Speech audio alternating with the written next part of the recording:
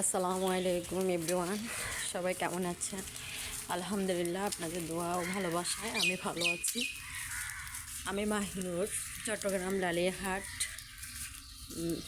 থেকে হোমমেড